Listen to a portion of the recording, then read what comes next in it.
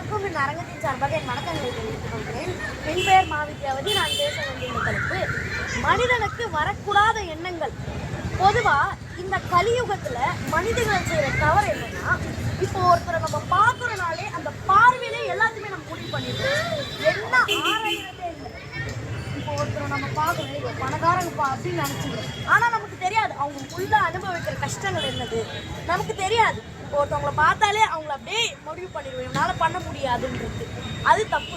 கடவுள் நம்ம கண்ணு எதுக்கு கொடுத்துருக்காருன்னா இயற்கையை ரசிக்கிறதுக்கு, மனிதர்கள் பேச்சு, இந்த பறவை சத்தம் அதெல்லாம் கேட்கறதுக்கு. நமக்கு உடம்பு உறுப்பு கொடுக்குதே அதனால தான். இயற்கையை அனுபவிக்கணுன்றதுக்காக தான் கடவுள் கொடுத்துருக்காரு. அதுல அந்த கடவுள் கொடுத்ததுலயே நமக்கு நிறைய வாதிதான் வருது. ஏன் வருது? இயற்கையோட நிறைய பேர் கனெக்ட் ஆகாம இருக்கும். நம்ம வீட்டுக்குள்ளேயே முடங்கி இருக்கோம் இல்லையா, நம்ம வரவே மாட்டோம். இப்போ ஒர்க் ஃப்ரம் ஹோம் பண்றவங்களாம் 24 மணி நேரமும் வீட்லயே தான் இருக்கும். ஞாயிற்றுக்கிழமை தான் ஃப்ரீயா இது மாதிரி வரும்.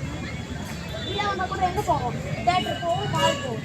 யாரும் இது மாதிரி பார்க்குக்கெல்லாம் வரது இல்லையா? வந்து நம்ம மனதை அப்படியே ஃப்ரீயா விட்டுணும். எங்கேயுமே அலமோதக்கூடாது. அலமோதிச்சுனாலே இப்போ வீட்டில் எதனா நடக்குமோ நம்ம எண்ணங்களை அலமோடவே விடக்கூடாது.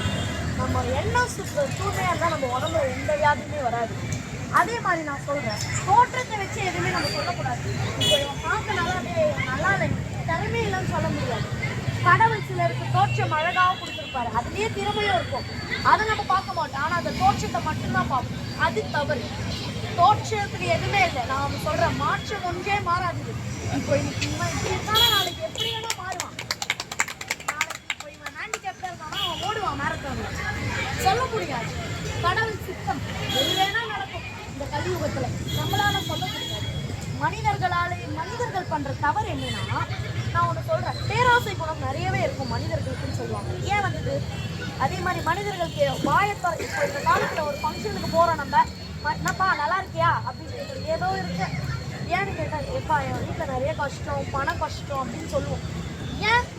ஏன்னா புத்திசம்ன்ற ஒரு இது சொல்லியிருக்காரு, புத்தர் சொல்லியிருக்காரு. அவர் என்ன சொல்லியிருக்காருன்னா, மனிதர்களுக்கு கஷ்டம் வர்றதுக்கே ஆசைகளால தான். விஷஸ், செல்ஃபிஷ் டிசையர்ஸ்ன்னு சொல்லுவாங்க. ஆசைகளால தான். இப்போ நம்ம ஒரு விஷயம், ஒரு பொருள் மேலே ஆசைப்படுறோம், அது கிடைக்கலனால தானே நமக்கு கஷ்டமா இருக்கு. இப்போ அந்த ஆசையே படாமல் இருந்தோம்னு வச்சுக்கோங்க, எவ்வளோ சுத்தமாக இருக்கும் நம்ம. அதனால தான் சொல்கிறேன், நம்ம தேவையில்லாத எண்ணங்கள்லாம் நமக்கு நிறைய இருக்கு. இப்போ நம்ம இந்த உலகத்துல நிறைய கேட்க வேண்டியது நிறைய இருக்கு. அப்துல் கலாம் ஐயா புக்கை படிக்கலாம், நிறைய பண்ண வேண்டியது இந்த உலகத்துல. அதே மாதிரி இந்த போனை நோண்டிக்கிட்டே இருக்கக்கூடாது. இதெல்லாம் நான் சொல்றேன். ஏன்னு சொன்னா, இதெல்லாம் நமக்கு ஒரு அலமோதுற விஷயங்கள். இதெல்லாம் நமக்கு இப்போ ஒருவனுக்கு மேல இயற்கை தியானம் பண்றோம், போன் அடிக்கிறோம், அதெல்லாம் எவ்வளவு பெரிய இதுன்னு பாருங்க. போன் நமக்கு போன்ல வேலை இருக்கு, அதை நான் சொல்லலை. போன்ல நிறைய பயன் இருக்கு. ஆனா அதுதான் வாழ்க்கை, அதுதான் கதியே நம்ம இருக்கக்கூடாது இல்லையா? இந்த காலத்துல அதுதான் தவறு. இப்போ பெரும்பாலும் நமக்கு இப்போ நிறைய வியாதி வருதுல்ல, கண்ணில் வியாதி வருதுல்ல, ஃபோன் பார்க்கறதுனால. அந்த ஃபோன்னால நமக்கு நன்மையும் இருக்கு, தீமையும் இருக்கு. அந்த நன்மையை மட்டும் நம்ம யூஸ் பண்ணிட்டு தீமையை யூஸ் பண்ணாமல் விட்டுட்டோம்னா நமக்கு உடம்புல வியாதியே வராது. அதுதான் கடவுள் சொல்றாரு, உனக்கு நான் அறிவை கொடுத்துருக்கேன், அறிவை கொடுத்து நீ நிறைய விஷயத்த கண்டுபிடிச்சிட்ட. அந்த கண்டுபிடிச்சதுன்னு நீ நன்மையை மட்டும் யூஸ் பண்ணிக்கோ, தீமையை யூஸ் பண்ணாமல் இருந்தாங்க. நான் கொடுத்துருக்கிறது உனக்கு எல்லாமே நல்லதாக தானே கொடுத்துருக்கேன்.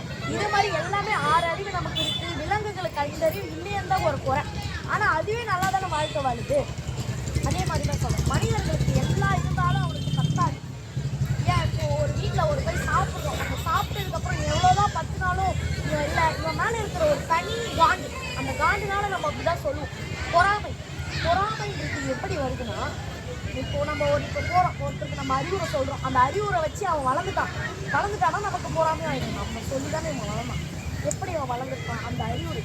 ஏன் சொல்கிறேன்னா, இந்த ரூபத்தில் கடவுள் இறங்குறாருன்னு அர்த்தம். நீங்கள் சொல்கிற அறிவுரை நீங்கள் சொல்கிறதுனால நீங்கள் ஒன்றும் மறந்து போயிடுங்க, நீங்கள் ஒன்றும் கெட்டு போயிடுங்க.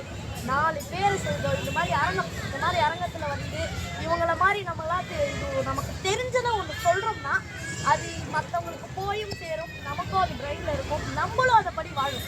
நம்மளே சொல்கிறோமே, நம்மளும் அதை எடுத்து போயிடக்கூடாதா அப்படின்னு நம்மளே யோசிப்போம். நான் என்ன சொல்ல விட்டேன், கருத்து என்னன்னா, மனிதர்கள் இந்த செல்ஃபோன் இந்த மாதிரி இருக்கிறதெல்லாம் மூழ்காதிக்குன்னு தான் நான் சொல்கிறேன். இப்போ சுனாமி மாதிரி இப்போ ஃபோன் மழை, எல்லாருக்கிட்டையும் ஃபோன் இருக்குது, எல்லாருக்கிட்டையும் இருக்குது. கிராமத்துலேயே இப்போ வந்துடுச்சு எல்லாத்துக்கிட்டையும். அப்போனா கிராமத்தில் நம்ம என்ன பண்ணுவோம், 6 மணி ஆயிடுச்சுன்னா நம்ம வெளியே வந்து உட்காந்து எல்லாருக்கூடையும் நம்ம இதுவை பகிர்வோம், நம்ம கருத்தை பகிர்வோம். அது மூலயமா நிறைய நமக்கு மகிழ்ச்சியும் இருக்கும், திருப்தி இருக்கும்.